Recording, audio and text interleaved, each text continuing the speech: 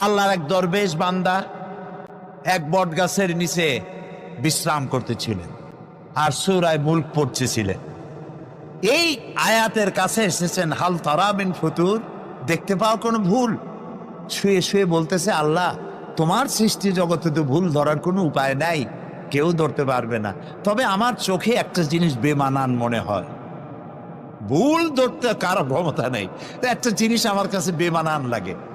একা একা বলতেছে, সেটা হলো এই, তুমি তাল গাছ বানাইছো যেমন, তালও সেই রকম বড়, বেল গাছ যেমন বেলও বড়, নারকেল গাছ যেমন নারকেলটাও বড়, কিন্তু এত বড় বিরাট বট গাছ, ফল একেবারে এতটুকু এতটুকু, এইটা একটু বেমানান লাগতেছে। এই চিন্তা করতেছে দরবেশ সাহেব, হঠাৎ করে একটু বাতাস এসে গাছের ডাল আন্দোলিত হয়েছে, একটা আধা পাকা বটের ফল অনেক উঁচু থেকে ছিঁড়ে এসে দরবেশের নাকের উপরে পড়ছে, নাকটা জ্বলে উঠছে। দরবেশ সাহেব বলছে, আস্তাগফিরুল্লাহ, আল্লাহ এটা তো ফল না, এটা আমার চিন্তার জবাব।